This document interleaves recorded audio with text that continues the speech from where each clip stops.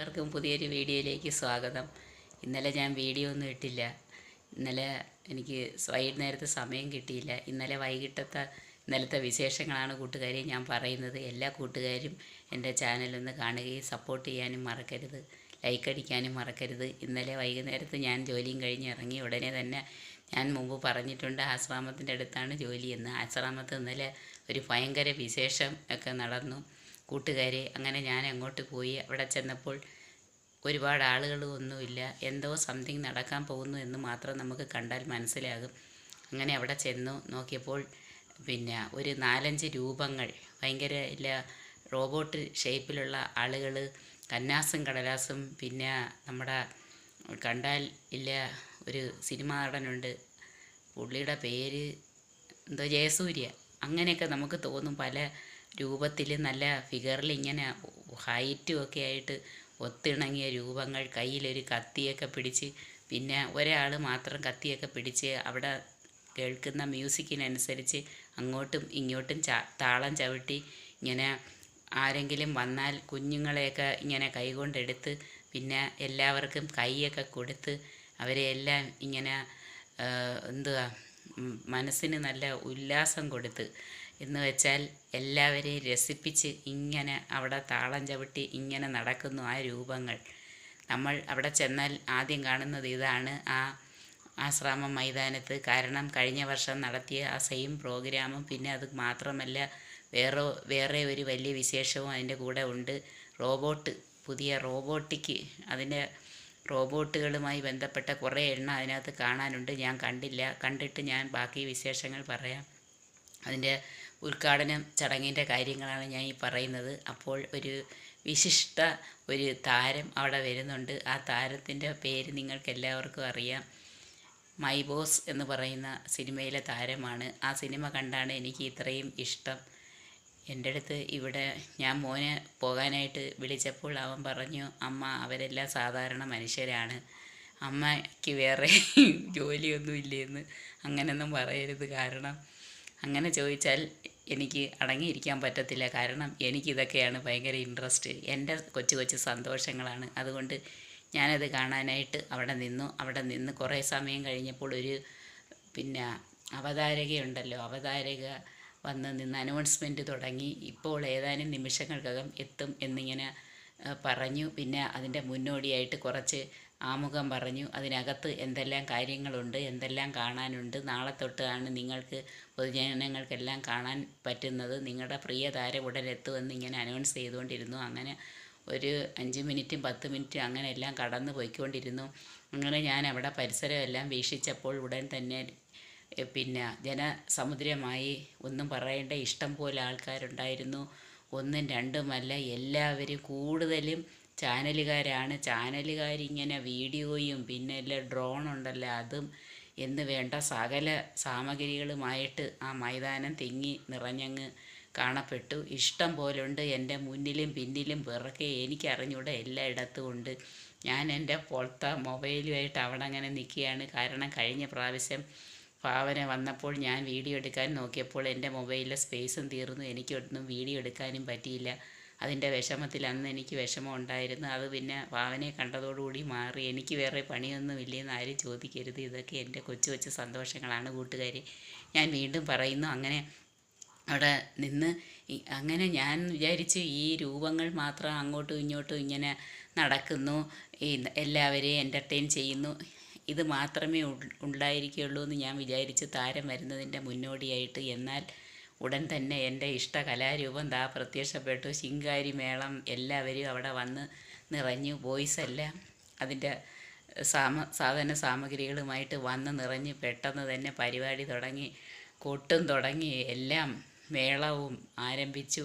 അങ്ങനെ ശിങ്കാരി മേളമൊക്കെ തുടങ്ങിക്കൊണ്ടിരുന്നപ്പോൾ തന്നെ അവിടെ ഒരു 4-5 നല്ല ശരീരം നല്ല ആരോഗ്യമുള്ള 5-6 ആണുങ്ങൾ അവിടെ ഇങ്ങനെ നിൽക്കുന്നുണ്ട്. അതിൻ്റെ ആ മുകളിലോട്ട് ഉയർത്തി കെട്ടിയിട്ടിട്ടുള്ള ആ സ്റ്റേജിൻ്റെ അവിടെ ഇങ്ങനെ, സ്റ്റേജല്ല, അതൊരു പ്രത്യേക രീതിയിൽ ഒരു ടണലിൻ്റെ അകത്തോട്ട് കയറുന്ന രീതിയിൽ മുകളിലേക്ക് നിന്ന് സംസാരിക്കുന്നതിന് ആ രീതിയിലാണ് കെട്ടിയിട്ടിരിക്കുന്നത്. അവിടെ 5-6 ആണുങ്ങൾ അങ്ങനെ നിരന്ന് നിൽപ്പുണ്ട്. കാരണം പ്രിയ താരത്തിന് വേണ്ടുന്ന സേഫ് ഗാർഡായിട്ട് നിൽക്കുന്നതിനായിരിക്കാം അങ്ങനെ വന്ന ഉടൻ തന്നെ ഈ ലേഡി കുറേ സമയം അനൗൺസ് ചെയ്തുകൊണ്ടിരുന്നു. അതിൻ്റെ ഇടയ്ക്കില്ല ഞാൻ പറഞ്ഞ രൂപങ്ങളുണ്ടല്ലോ, ഞാൻ 2 വീഡിയോസ് ഇട്ടിട്ടുണ്ടായിരുന്നു. അവരിങ്ങനെ അങ്ങോട്ടും ഇങ്ങോട്ടും നടക്കുന്നു, എല്ലാവർക്കും ഷേക്ക് ഹാൻഡ് കൊടുക്കുന്നു, ഒരു കസേരയിലങ്ങ് ഇരിക്കുന്നു. ആ ഇരിക്കുന്നതൊക്കെ ഒന്ന് കാണണം. എന്നിട്ട് ഭയങ്കര നല്ല മ്യൂസിക്കൊക്കെ കേൾക്കുന്നുണ്ട്, അതിനനുസരിച്ച് താളം ചവിട്ടുന്നു, ഭയങ്കര എൻ്റർടൈൻമെൻറ്റ്, കൊച്ചുങ്ങളൊക്കെ കയ്യിലെടുക്കുന്നു. അത് കാണേണ്ടുന്ന ഒരു കാഴ്ചയാണ്. മാത്രമല്ല നമ്മുടെ കടൽമച്ചാനും അമ്മയും ആദ്യം തന്നെ അവിടെ വന്നങ്ങ് സ്ഥാനം ഉറപ്പിച്ചു. അവിടെ നിന്നും കുറേ ആൾക്കാരങ്ങ് വീഡിയോസൊക്കെ എടുക്കുന്നതിൻ്റെ തിരക്കാണ്. ഞാനും ഒരു വീഡിയോ എടുത്തു. അങ്ങനെ അവർ രണ്ടും കൂടെ അങ്ങ് സ്റ്റേജിൻ്റെ മുകളിൽ ആദ്യമേ തന്നെ കയറി നിന്നു. അപ്പോൾ പ്രിയ താരത്തിൻ്റെ വരവറിയിച്ചുകൊണ്ട് അടുത്ത അനൗൺസ്മെൻറ്റ് വന്നപ്പോൾ അവിടെ ഒരു കാറ് വന്ന് നിന്നു. എന്ന് ഞാൻ കിടന്ന് ഒന്തും തള്ളും കണ്ട് കാണാതിരിക്കുന്നതാണ്. പക്ഷേ ഇന്ന് തൊട്ട് അരികിലാണ് കാറിൽ വന്ന് ഇറങ്ങിയത്. എനിക്ക് എൻ്റെ മൊബൈൽ നല്ല സെറ്റായിട്ടിരുന്നു. അത്ര ഇതിനകത്ത് പഴയ മൊബൈലാണ്, അതുകൊണ്ട് അത്ര ക്ലിയറൊന്നും അല്ലെങ്കിലും എനിക്ക് എൻ്റെ മൊബൈൽ വീഡിയോയും കൃത്യമായിട്ട് കിട്ടി. ഈ താരം വന്നിറങ്ങിയപ്പോൾ ഒരു മായാപ്രപഞ്ചത്തിൽ നിൽക്കുന്ന കണക്കാണ് എനിക്ക് തോന്നിയത്. കാരണമെന്ന് വെച്ചാൽ അതിൻ്റെ ആ നീല കളർ അവിടെ പിന്നെ സ്റ്റേജിൻ്റെ അല്ലെങ്കിൽ ആ ടണലിൻ്റെ ഷേപ്പിലുള്ള നിൽക്കുന്നതിന് വേണ്ടുന്ന ആ സ്ഥലത്തെ ആ കളറും അതുപോലെ തന്നെ ഒരു യോജിച്ച ഒരു ഡ്രസ്സ്, ആ സെയിം ബ്ലൂ കളറ് ഡ്രസ്സിൽ ഒരു ഗൗണാണെന്ന് തോന്നുന്നു, അത് ഇട്ടിരിക്കുന്നു. എനിക്ക് ആദ്യം കണ്ടപ്പോൾ എനിക്ക് നടന്നിങ്ങനെ വന്നപ്പോൾ തോന്നിയത് ഒരു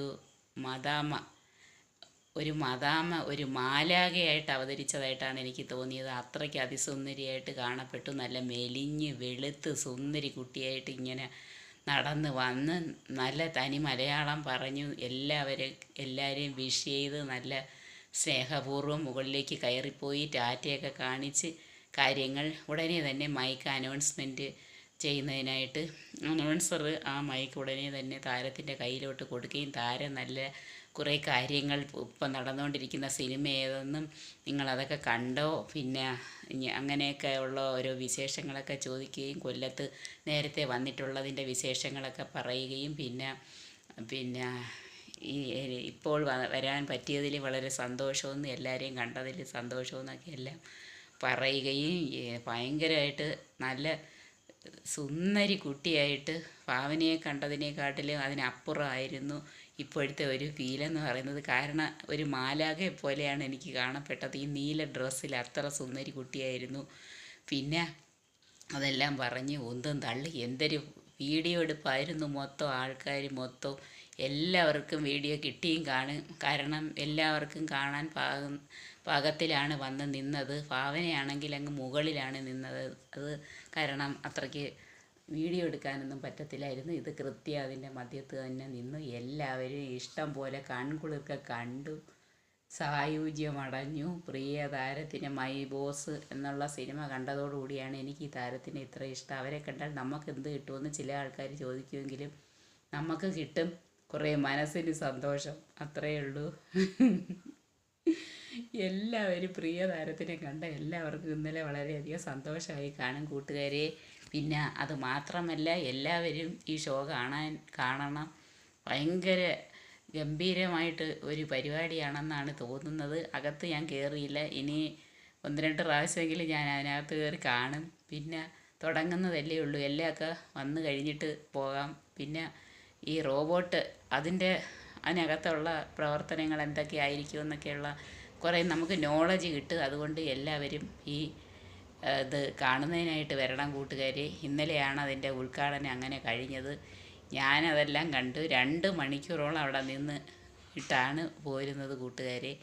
എല്ലാവരും പോയി കാണണം ഈ ഷോ. വേറെ പ്രത്യേകിച്ച് വിശേഷങ്ങളൊന്നുമില്ല. എല്ലാവർക്കും ഗുഡ് നൈറ്റ്.